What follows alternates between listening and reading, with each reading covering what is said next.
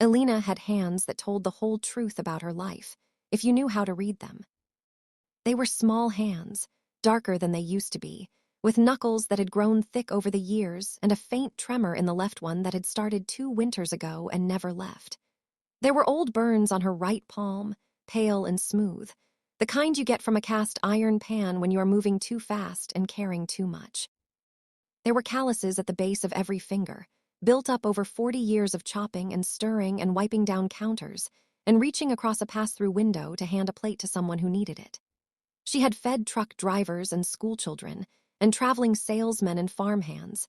And once, during a bad drought year, a boy of about 12 who came to the cantina door alone and asked if he could work for a meal. She had sat him down, given him the biggest plate she had, and told him his money was no good there. Mateo had watched her do it from across the room and felt something so full in his chest he had to look away.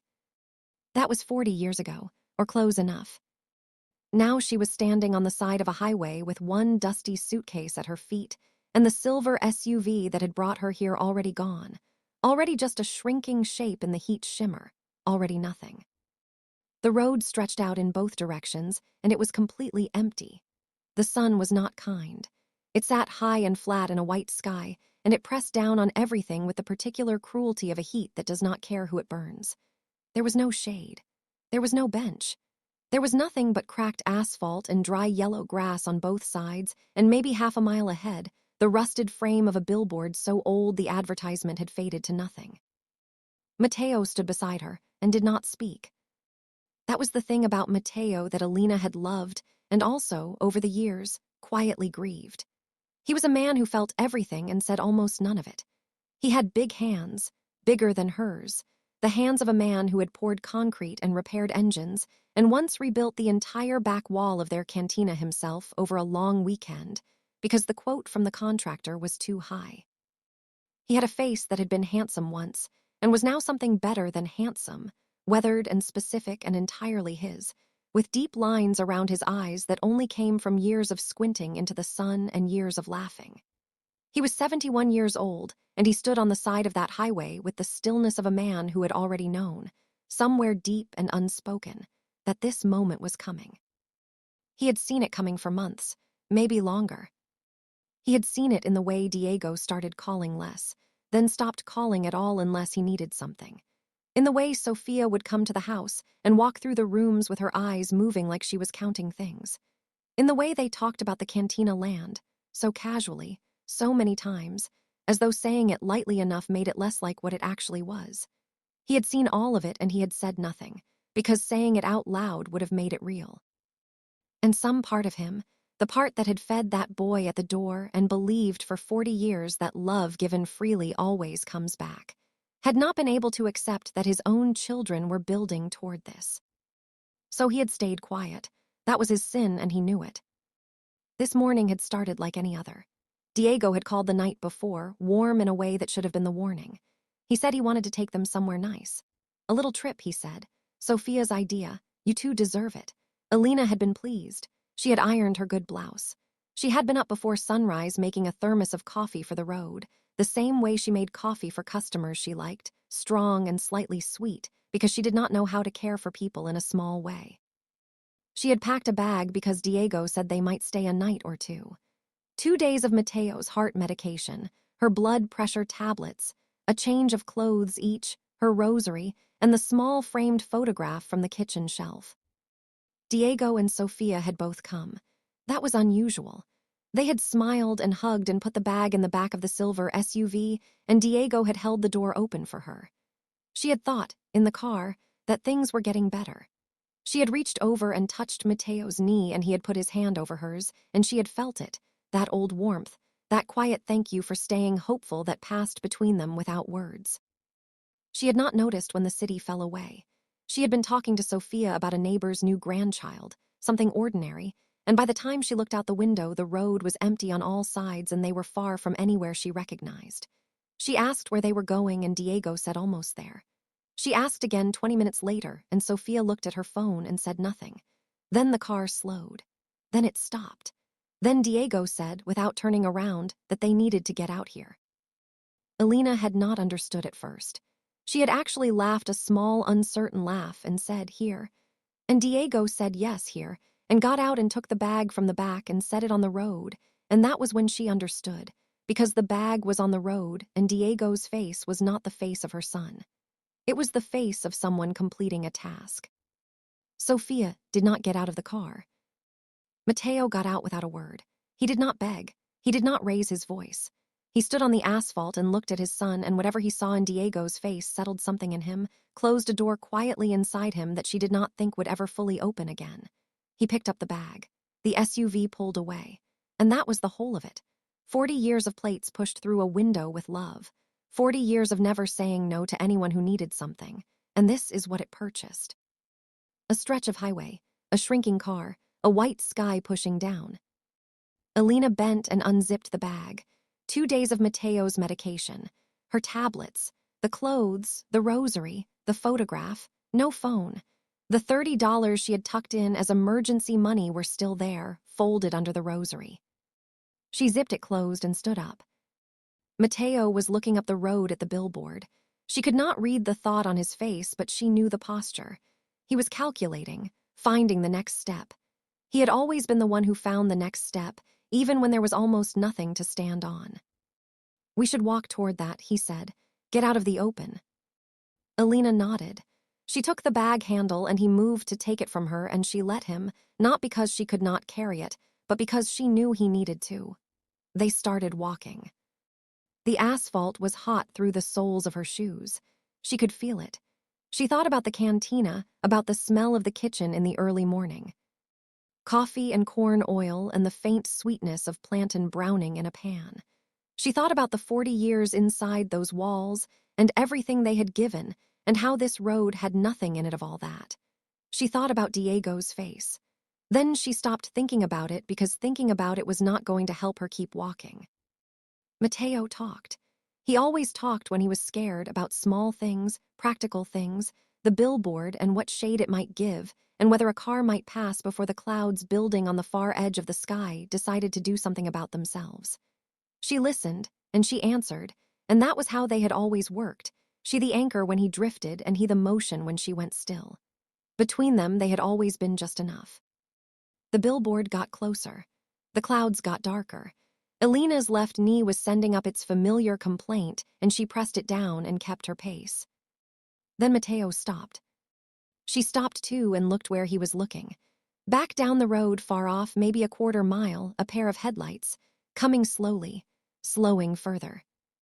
They stood very still and watched the lights come. The car was an old sedan, dark blue, with a dent in the passenger door and a crack running across the bottom corner of the windshield. It pulled to the shoulder slowly, like the driver was not sure whether to stop, but had already decided he was going to. The hazard lights came on. Orange, orange, orange, blinking against the darkening sky. The door opened, and a man got out. He was younger than Alina expected, maybe late 30s. Not tall, not broad, just a compact, steady-looking man in dark trousers and a pale button-down shirt with the sleeves rolled to his elbows. There was road dust on his jacket, which he had tossed over the back seat. He walked toward them without hesitating, and his eyes went to Alina first, and then something happened in his face that she could not name. Not surprise exactly. Something older than surprise. Something that looked almost like recognition, finding its way home after a very long trip. He stopped a few feet away. He looked at her face the way people look at something they have been carrying inside them for years and are now seeing in front of them in the actual world.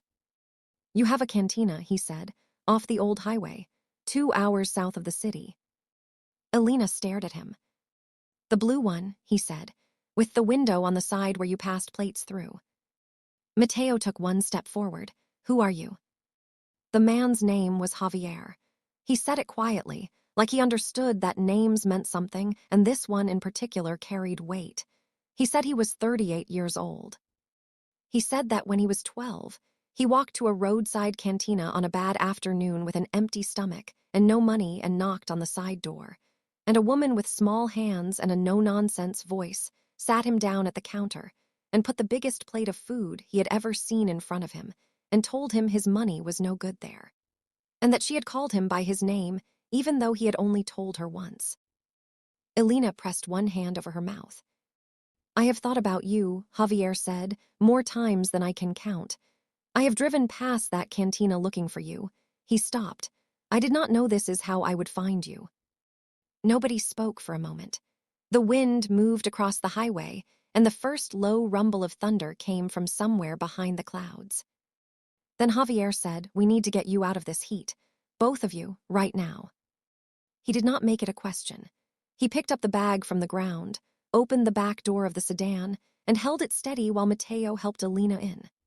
Elena's left knee had stiffened badly during the walk, and she moved carefully, one hand on the roof of the car, and Javier did not rush her and did not look away, and that small courtesy cost him nothing and meant everything. He drove them to a roadside rest stop 20 minutes up the highway. There was a covered seating area, a water tap, a vending machine that actually worked. He bought water and crackers and something warm from a thermos he had in the back seat, and he made Elena drink before anything else. She sat on the concrete bench and held the cup in both hands, and Javier crouched in front of her and watched her color come back and only relaxed when it did. After a while, she slept. She had not meant to, but the warmth and the stillness and the letting go of fear did what exhaustion had been waiting to do all day. She leaned against the wall with her head tipped slightly, and her breathing slowed and her hands in her lap went still. Mateo sat across from Javier, and the two men looked at each other in the low evening light. What do you do, Mateo asked, for work? Land use law, Javier said. I have a practice in the city. Property rights, mineral claims, trust litigation. He said it plainly, without performance. Then he said, that is actually partly why I have been driving this road today. Mateo waited. Javier leaned forward. There is a resort development deal moving through my jurisdiction, a large company. They have been acquiring land quietly in the southern corridor for the past 18 months. One of the parcels flagged in their filing, he paused, matches the address of your cantina. Mateo went very still. My children, he said carefully, have been in talks with a developer to sell the land. Javier looked at him. Yes, I know. I have seen the preliminary documents. He reached into the jacket on the back of the bench and took out his phone. He turned it so Mateo could see the screen. A survey document, dense with coordinates and technical language, but the map image was plain enough to read. He pointed to a shaded region on the map. This survey was filed 6 weeks ago. It is not public yet. It was commissioned privately by the development company before they approached your family. Mateo looked at the map. He did not understand all of it, but he understood enough. What is it, he said. Lithium, Javier said. One of the largest undeveloped deposits in this part of the country. The land your children are trying to sell is sitting on top of it. The surface value, what the developer offered them, is a fraction, maybe 1%, of what that ground is actually worth. The thunder came again, closer this time. Mateo looked at the map for a long time without speaking. Then he looked at Elena sleeping against the wall with her rosary still looped around one wrist. They don't know, he said. His voice was flat and quiet. They do not know, Javier said. The developer knows. That is why the offer was structured the way it was. Surface rights only, clean transfer, no subsoil clauses. They are counting on a fast signature. Mateo put both hands on his knees. He breathed slowly. Then he said, Diego has already said the papers are almost ready. Javier nodded. Then he reached into the jacket again and took out a folded document. Older than the survey, the paper soft at the creases from handling. He set it on the bench between them. This is something different, Javier said. I have been looking for your family for 2 years because of this. Your father-in-law's estate. There is a trust, registered decades ago, that never closed properly. He opened the document to the 3rd page and placed his finger beneath a clause written in small, careful lettering. There is a provision here. If the primary deed holders are removed from the family residence against their will, all mineral entitlements and subsurface rights revert exclusively and permanently to them. And all secondary inheritance claims by any family members involved in that removal are voided entirely. Mateo read the words. Then he read them again. He sat back. They abandoned us on a highway, he said. Javier said nothing. He did not need to. The full weight of it arrived slowly, the way a thing arrives when it is so large that your mind has to walk toward it piece by piece. Diego's rehearsed warmth the night before. Sophia's eyes moving through the rooms counting things. The developer who knew exactly what was under that ground and needed the signatures fast and clean. The children who had decided that two old people were the obstacle standing between them, and money they did not yet know was 10 times larger than what they thought they were chasing. They did this to themselves, Matteo said. He said it quietly and without satisfaction. Just the plain truth of a man who has just watched the whole shape of a thing become clear. He looked at Javier. He looked at the phone still open on the survey map. He looked at Alina's hands resting in her lap, still and small and marked with 40 years of feeding people who needed it. Then he reached over and picked up Javier's phone. Javier watched him. The law firm, Matteo said. The one handling the trust. What is the number? Javier took the phone, opened his contacts, and handed it back. Matteo pressed dial. The line rang twice. A voice answered on the other end, professional, measured. Matteo straightened his back the way he used to straighten it behind the counter when a difficult conversation needed to be had with calm and not volume. "This is Matteo Reyes," he said. "I understand you have been trying to reach the trust holder. The boardroom was on the 14th floor of a glass building downtown, and Diego had chosen it deliberately. Everything about it said power. The long table, the leather chairs, the floor-to-ceiling windows looking out over the city. He had worn his best jacket. He had arrived 20 minutes early and ordered coffee brought in on a tray, the expensive kind, because details like that mattered when you were closing a deal worth this much. Sophia sat beside him looking composed and precise the way she always looked when she had already decided how a thing was going to go. They had rehearsed almost nothing because they had not thought they needed to. The papers were ready. The developer was ready. This was just the formality before the celebration. The door opened. The developer's representative came in first.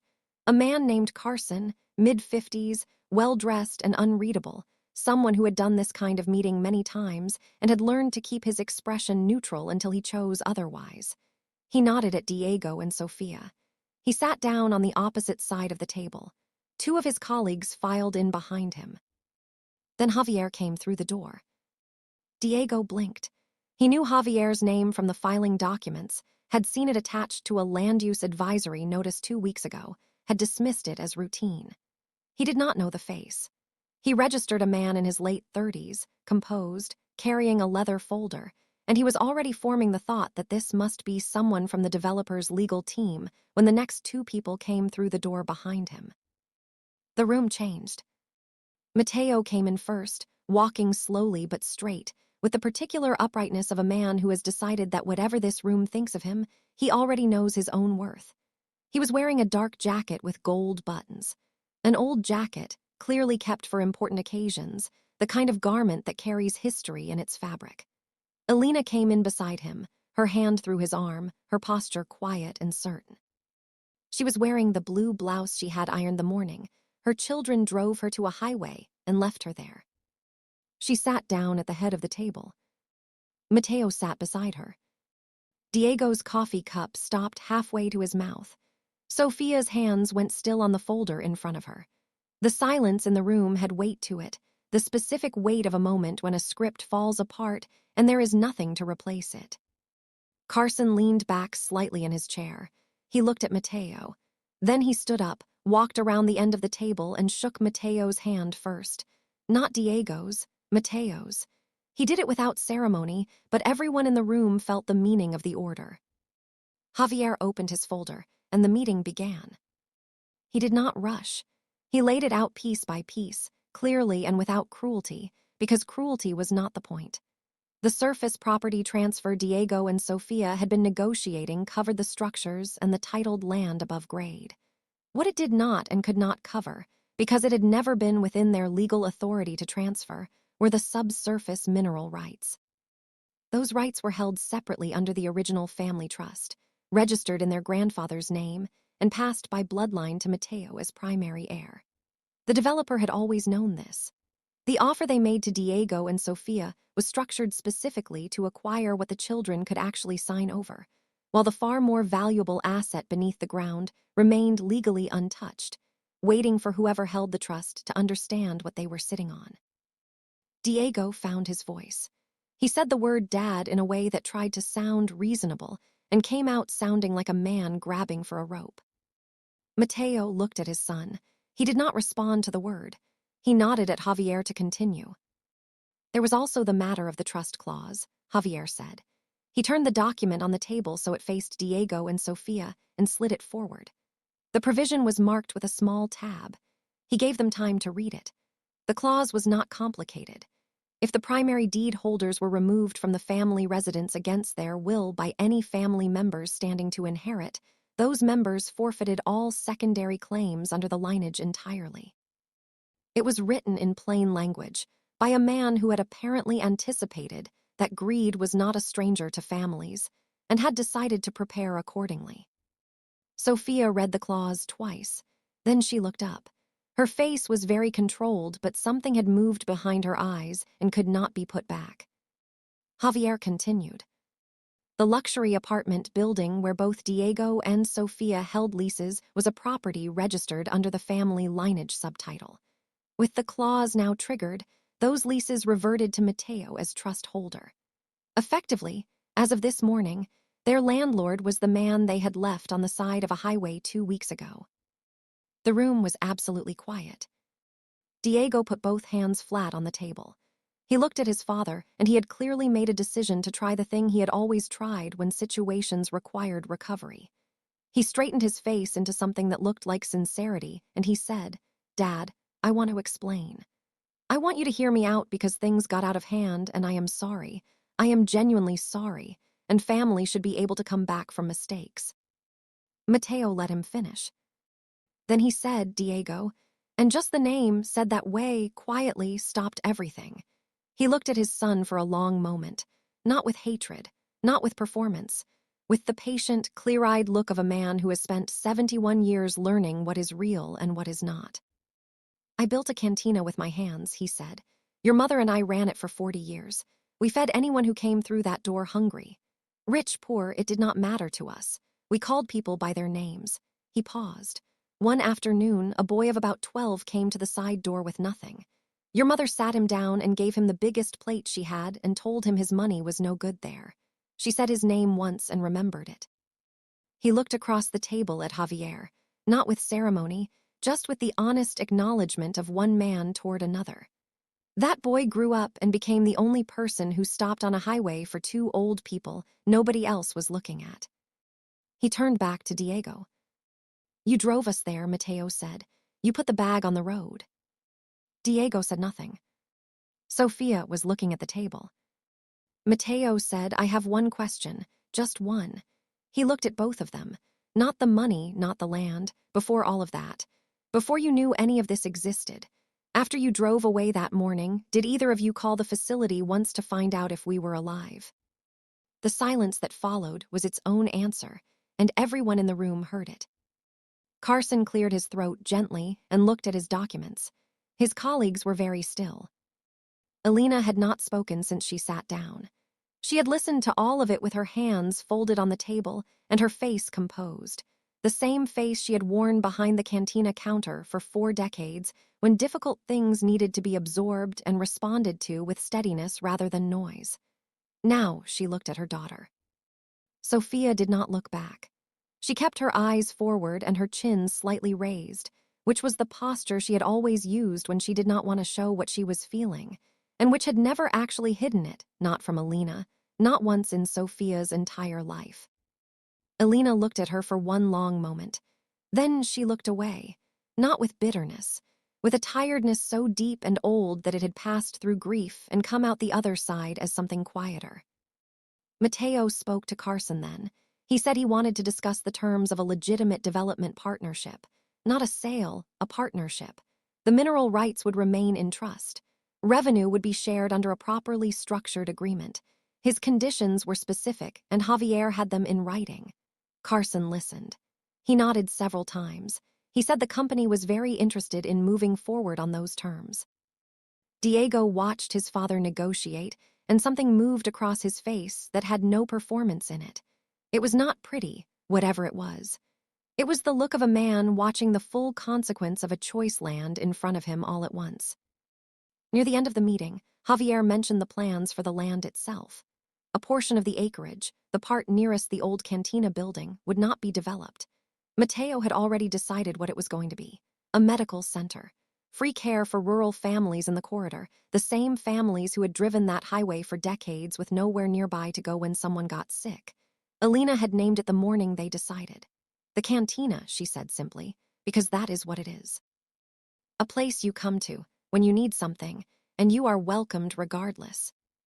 As for Diego and Sofia, the offer placed in front of them by the end of that meeting was entry-level positions at the development company as it moved forward under the new partnership structure. They could accept or decline. The leases on their apartments would be reviewed at the end of the current term. Javier would be in contact with their legal representatives. Diego stood up when the meeting ended.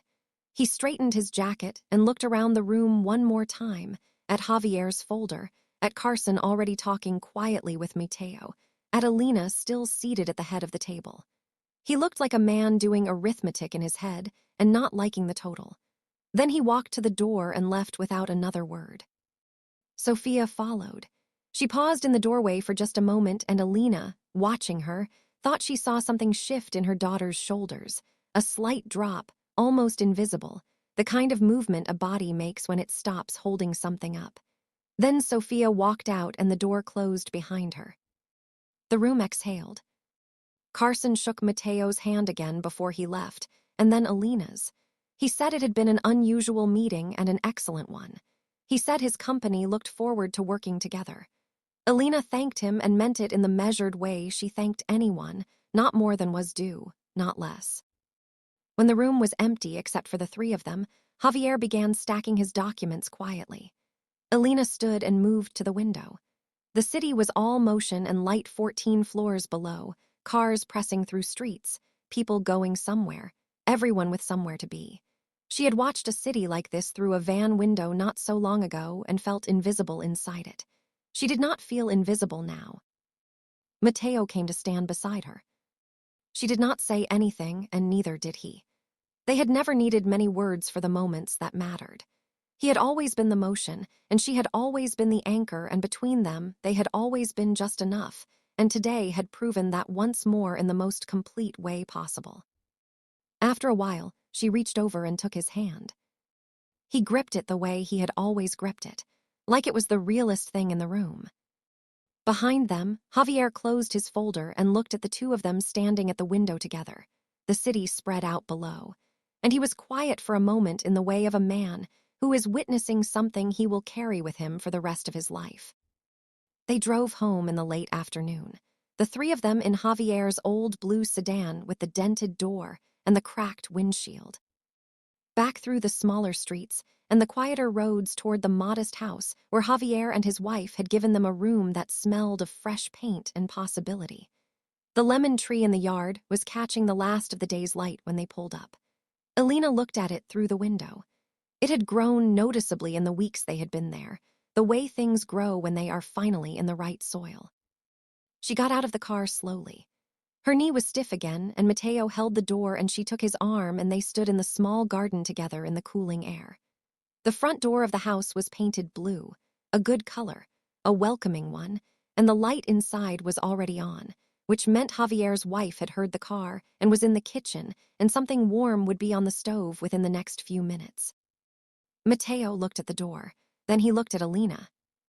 She looked back at him, at his hands, big and steady, at the lines on his face that told the whole story of his life, at the man who had stayed quiet for too long and then found his voice in a boardroom on the 14th floor and used it the way it should always have been used, without shouting, without begging, standing completely upright. The highway gave them nothing, she thought. And because of that, it gave them everything. She reached up and touched his face once, briefly, the way she had touched his hair that very first morning when all of this began, gently, so as not to disturb what was already, despite everything, still whole. Then she turned toward the blue door and walked inside, and the warmth of the house came out to meet her.